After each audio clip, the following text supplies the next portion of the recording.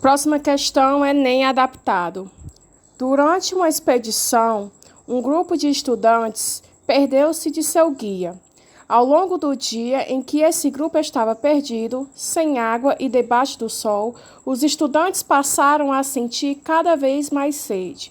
Consequentemente, o sistema excretor desses indivíduos teve um acréscimo de um dos seus processos funcionais. Nessa situação, o sistema excretor dos estudantes A. Aumentou a filtração glomerular.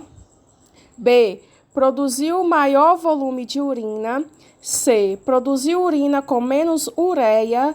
D. Produziu urina com maior concentração de sais. Ou E. Reduziu a reabsorção de glicose e aminoácidos. Tudo acontece dentro do rim, certo, meninos? Tudo acontece dentro do rim. Os nossos rins, eles têm um papel crucial de filtração. Tanto de sangue, porque é através da filtração do sangue onde eles vão retirar sais minerais. Esses sais minerais, eles vão ter ou a função de ir para fora do corpo, ou a função de ser utilizado pelas células. Certo? Eles vão ter esses dois viés, para fora do corpo e utilizado pelas células. Como, professor? Através da água. Por isso que a água ela é tão importante, porque o rim ele não vai filtrar se não tiver água, certo? A água ela atua na filtração, como vocês sabem, na absorção e reabsorção. Reabsorção dos componentes, certo? Como assim, professora? A água ela vai filtrar esses sais, certo? Esses sais, vai absorver esses sais para a formação da urina e vai reabsorver, certo? Para ser utilizado pelas células. Se eu tenho um déficit de água, o que eu vou ter? Eu vou ter um aumento nessa concentração de sais.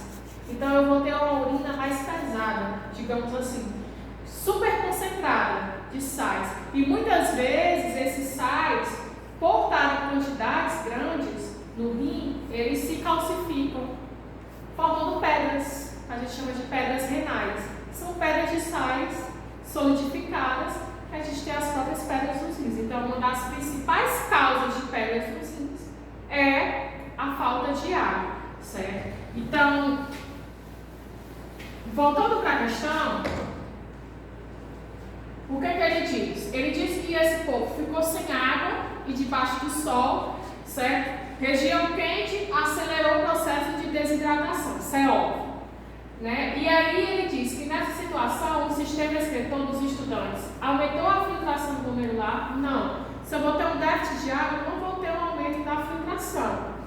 Produziu maior volume de urina? Também não, certo? A urina, a maior parte da urina é água, certo? Então, se a gente tem um déficit de água, a gente também vai ter um déficit de urina. Produziu urina com menos ureia? Também não. A ureia, isso eu já falei para vocês, é a amônia, certo? Nós secretamos amônia, só que a amônia que a gente secreta é em forma de ureia e ela é produzida no fígado, certo? A amônia ela é formada em ureia e tudo acontece no fígado. Produz urina com maior concentração de sais? Sim, certo? Se eu estou com falta, se eu estou com déficit de água, esses sais eles vão pesar na minha urina, porque eu não vou ter uma reabsorção, então eu vou ter uma concentração muito maior, certo? Justamente a letra D é a mais coerente. E tem outro fator. Se eu realmente tiver um déficit de urina, esses sais eles vão se solidificar, formando as pedras renais, certo? Por isso que a água é tão crucial, justamente nessa absorção de sais e também para prevenir a formação das pedras renais, certo? Então a alternativa correta é a D, DW. Próxima questão. Essa é grandinha, né? É assim, gente, Enem é quase uma bíblia, mas vai dar certo. Os conhecimentos de fisiologia são aqueles básicos para compreender as alterações que ocorrem durante as atividades físicas, frequência cardíaca, queima de calorias, perda de água e sais minerais. E aquelas que ocorrem ao longo prazo, melhora a condição cardiorrespiratória, aumento da massa muscular, da força, da flexibilidade e diminuição de tecidos adiposos. A bioquímica abordará conteúdos que subsidiam a fisiologia, alguns processos metabólicos de produção de energia, eliminação e respiração e reposição de nutrientes básicos. Os conhecimentos de biomecânica são relacionados à anatomia que contemplam principalmente a adequação dos hábitos posturais, como por exemplo levantar o peso e equilibrar objetos. Eu vou marcar aqui uma estrela para vocês, porque isso é uma observação importante. Toda troncha é estrela, mas vai do mesmo jeito. Muitas vezes, e escutem bem o que eu estou falando, muitas vezes a resposta está no texto. Muitas e muitas vezes, certo? Se a gente sabe o básico que a gente aprende, certo, de cada designação, se a gente sabe esse básico, lendo o texto a gente mata a alternativa correta. O Enem ele tem muito disso, ele tem muito de evidenciar a resposta no próprio texto.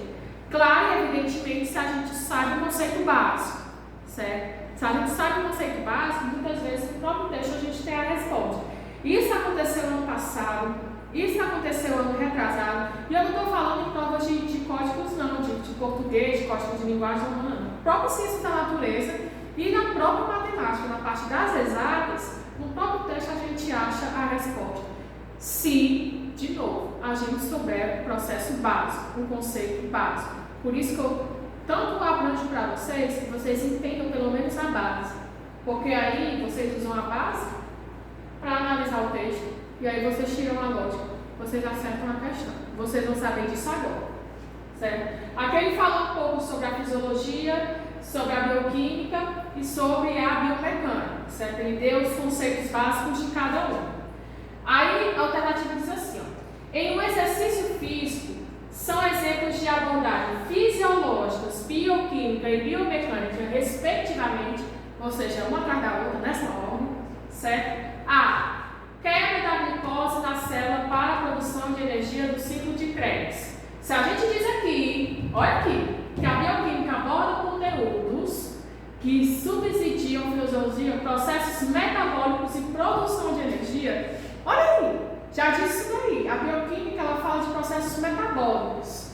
Quebra de glicose na célula tem a ver com produção de energia? Tem. Tem a ver com bioquímica? Tem. São processos metabólicos. Mas está certa a questão? Não. Por que não está certa a negativa? Porque ele quer esses três respectivamente, certo? Nessa ordem. Então a bioquímica está vindo primeiro, não é a ordem que ele quer, então está errada a questão, certo? B. A quebra da glicose na célula para a produção de energia. De novo. Está errado por quê? Não está na ordem, mas é bioquímica que é, certo? C. O tamanho da passada durante a execução da corrida. Se eu falo do tamanho da passada, eu estou falando de hábitos físicos, de exercícios propriamente ditos. Eu estou envolvendo o quê? Biomecânica, certo? Que são hábitos de exercício. Tamanho da passada durante a execução da corrida, biomecânica. Aumento da frequência cardíaca e pressão arterial, fisiologia, certo? A quebra da glicose na célula para a produção de energia, bioquímica. Tá tudo certo? Tá, mas está na sequência? Não, certo? Fisiológica, bioquímica e biomecânica, não esqueçam disso. O aumento da frequência cardíaca e pressão arterial é fisiologia? Com toda certeza. Quebra da glicose para a produção de energia no ciclo de Krebs é bioquímica? Com toda certeza. O tamanho da passada durante a execução da corrida é biomecânico? Com toda certeza. Aqui eu já vou ter todos os conceitos corretos de maneira e sequência correta, certo? Então a alternativa correta é a letra B, de dado. Super simples, super fácil, baixa leitura. Eu sei que às vezes pode ser um satanás de ruim, Mas, galera, vá por mim. Se a gente lê isso direitinho, a gente consegue entender. Não é difícil quando se dá o conceito no próprio texto, certo? Próxima questão. 2017. A imagem representa uma ilustração retirada do livro Democrates, de autoria do médico inglês William Harvey. Eu acho que assim se pronuncia. Se não for, foda-se que eu só sei falar assim. Que fez importantes contribuições para o entendimento do processo de circulação do sangue no corpo humano. No experimento ilustrado, Harvey, é isso aí, Harvey, após aplicar um torniquete, que é isso aqui, ó, certo? É a liga, no braço de um voluntário e esperar alguns vasos incharem, ele pressionou um ponto H, certo? Mantendo pressionado, ele deslocou o conteúdo do sangue em direção ao cotovelo, percebendo que o trecho dos vasos sanguíneos permanecia vazio após esse processo. Vejam bem a imagem, certo? Ele colocou esse torniquete, evidenciou as veias. Ele fez uma pressão aqui, nesse ponto, veias e artérias, né? Ele fez essa pressão aqui e ele pressionou, deixou pressionado e percorreu até chegar ao outro ponto. E ele percebeu que nesse percurso o vaso ele ficava vazio, seco, certo? A demonstração de Harvey permitiu estabelecer a relação entre circulação sanguínea e... Meninos, a gente sabe que na circulação a gente tem as veias e as artérias, né? A gente tem as veias e as artérias como os principais vasos sanguíneos. As veias, além de carregar sangue rico em dióxido de carbono, ela também está relacionada à questão de sair do corpo e ir para o coração, certo? Então, assim, é o sangue que sai do corpo e vai para o coração. Quem carrega esse sangue é as veias, certo? E a artéria já é diferente. Carrega oxigênio e é do coração para todo o corpo, certo? Tem esse viés. A gente sabe que as artérias elas são extremamente calibrosas. Por que elas são calibrosas? Porque a pressão sanguínea nas artérias é muito maior do que a pressão sanguínea nas veias, certo? O processo de circulação é mais acelerado, o pulsar de circulação é bem mais intenso e a pressão ela é bem mais intensa. Por isso que as artérias elas são extremamente calibrosas. A gente vê nesses filmes de terror, quando corta a jugular, o sangue espirra assim. Ai, professora, que putaria é essa? É verdade, galera. Isso aí é a pressão sanguínea atuando, certo? Obviamente você cortou uma artéria, por isso que você está jorrando sangue desse jeito. E as veias não. As veias elas são menos calibrosas. Porém, as veias elas fazem um sentido único do sangue, pela atuação das válvulas venosas. Das válvulas venosas.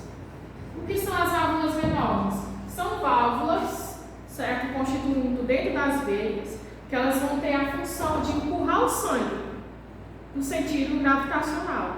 Ou seja, o sangue ele vai ter uma única direção e ele não pode recorrer para trás, certo? Justamente porque ela tem essa atuação. As válvulas elas se abrem, o sangue passa, elas se fecham, o sangue não retornar. Justamente para a gente ter uma circulação que a gente chama de unidirecional, certo? Então, se eu tenho uma pressão, se eu pressiono um vaso e eu direciono esse sangue no sentido unidirecional e eu vejo que na região posterior está vazio, é porque esse sangue não voltou, certo? Se esse sangue não voltou, quem que foi que atuou diretamente? As válvulas venosas, certo? Porque são elas que permitem que o sangue não retorne. Ele sempre tem uma direção única. Por isso, quando a gente faz esse experimento, a gente está pressionando as válvulas venosas. Isso aqui, obviamente, é uma veia, certo? E o que ele pressiona são as válvulas, fazendo com que o sangue não retorne no seu início de partida, certo? Então a letra correta é a letra B, de bola. Vamos lá, próxima questão e última, glória a Deus.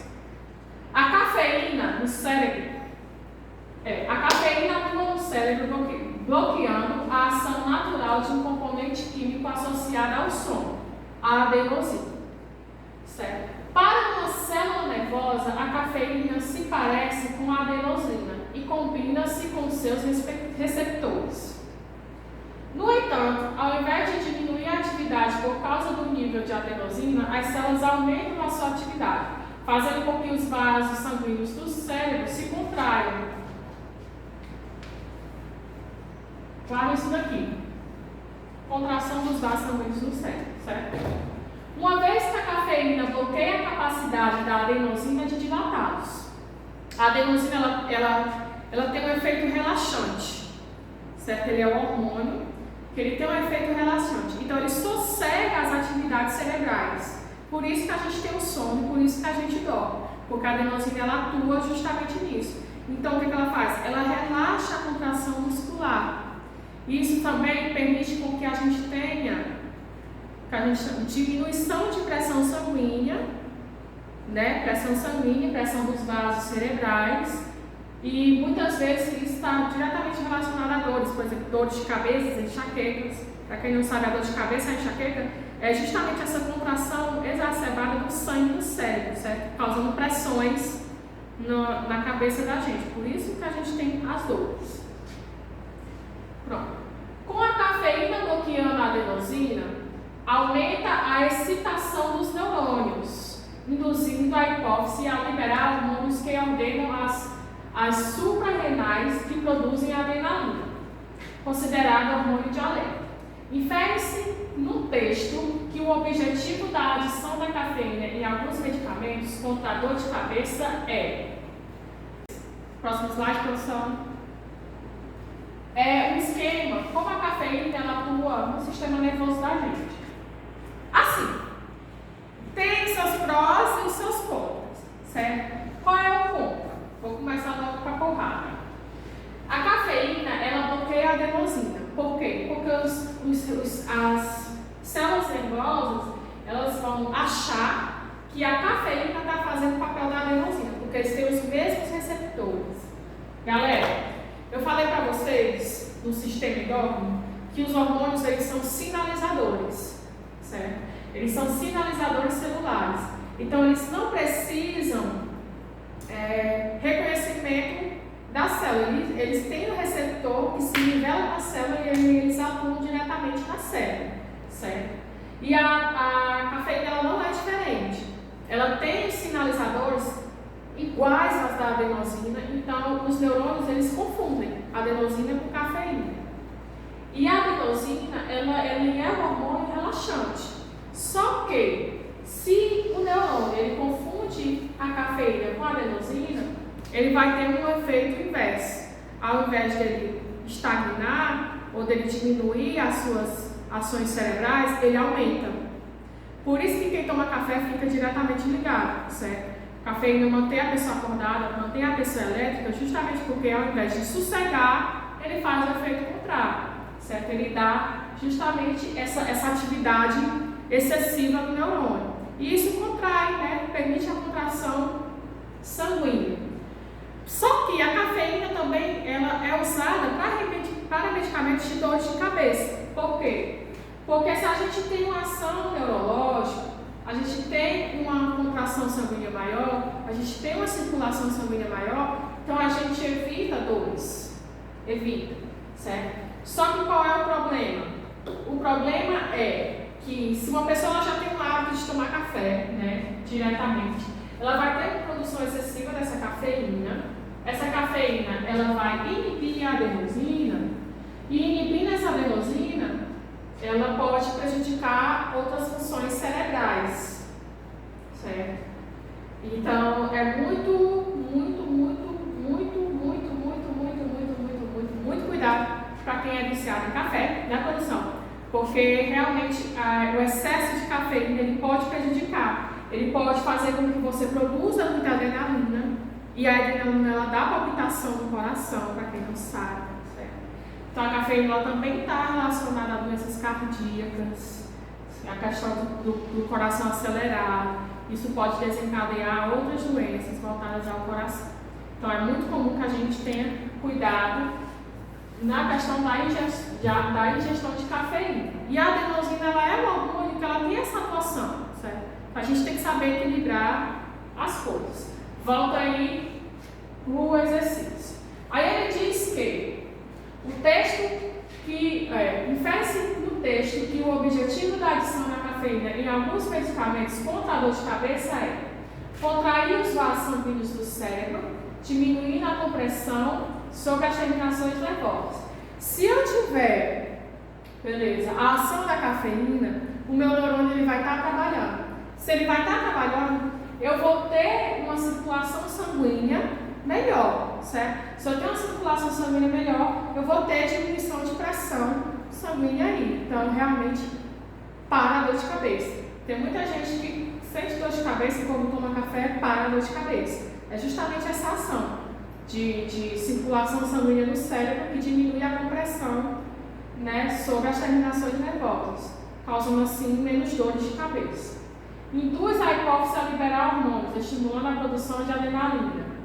Também, só que essa daqui é a mais coerente, já que a gente está falando de adição de cafeína para medicamentos de dor de cabeça, certo? Mas a cafeína ela também induz a hipófise a liberar hormônios, estimulando a produção de adrenalina.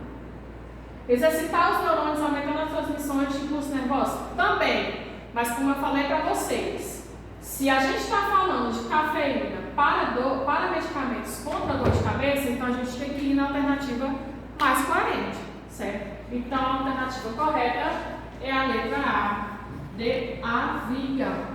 Meninos, antes da gente encerrar, né, eu queria dizer para vocês que vejam os conceitos básicos, certo? Procurem sempre fazer um mapa mental, é muito importante a gente fazer um mapa mental de palavras-chave e entender que basta a gente saber associar para resolver uma questão, certo? A gente não precisa ser perito, doutor em fisiologia, doutor nos caralho a quatro, não. A gente precisa saber o básico e saber associar esse básico, certo? Eu espero que vocês tenham gostado. Qualquer dúvida que vocês tiverem referente à fisiologia, referente à biologia, eu estou aqui para suprir. E esse foi o nosso primeiro vídeo, certo, de biologia, envolvendo a preparação de vocês no Enem. E a gente está aqui para isso, a gente está aqui para se ajudar. Então eu espero que vocês estudem, que vocês foquem, certo? Que vocês pensem que o futuro de vocês tem importância sim, certo? Que vocês têm total capacidade como qualquer outro aluno. Basta querer, galera. Basta querer. É clichê, mas é o mais correto. Basta você querer. No mais é isso. Até as próximas aulas. Só para avisar vocês que esse material ele vai estar disponível tanto na coordenação para quem quiser impresso, como também em PDF para quem quiser que eu envie, eu envio. E bons estudos, dizer que a saudade está grande, mas a gente vai fazer de tudo para que vocês estudem, para que vocês sejam capazes. Beijo no coração e até a próxima.